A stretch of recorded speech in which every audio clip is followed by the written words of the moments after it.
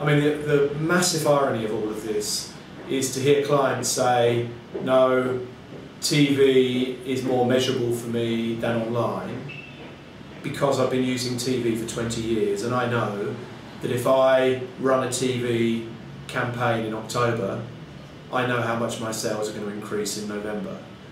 Now that's based on 20 years worth of data that they've built up.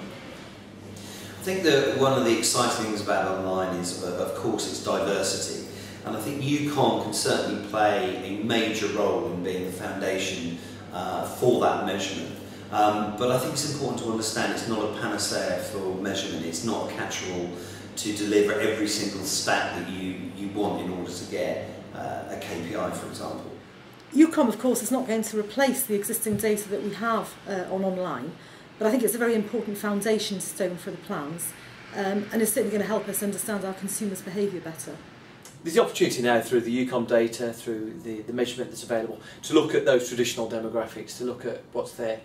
You know, my view would always be the power of online has been that there are behavioural patterns and behavioural characteristics of groups that are also interesting, and you know, I think it's a bit of rather than or. It's rather than either or. I think these, you know, we can use the traditional demographic data that UKOM provides us, plus we can track behaviours and spot characteristics of people who love watching comedy video or love consuming you know, Beyonce videos. So I think there's a real power of what online can offer, that you can offer real targeted environments and real targeted audiences alongside the gold standard of traditional demographic audiences. You couldn't do anything else without establishing a planning currency. This has been done. Fantastic. That's stage one. Stage two, for me anyway, is that it becomes, did that actually happen? Can we understand that we reach this audience on these sites at this frequency, and therefore apply that into econometrics or into other modelling methodologies to understand how many things are being sold. And the exciting thing about having an online planning tool is that it's kind of always in beta mode. There's always the opportunity to add new levels.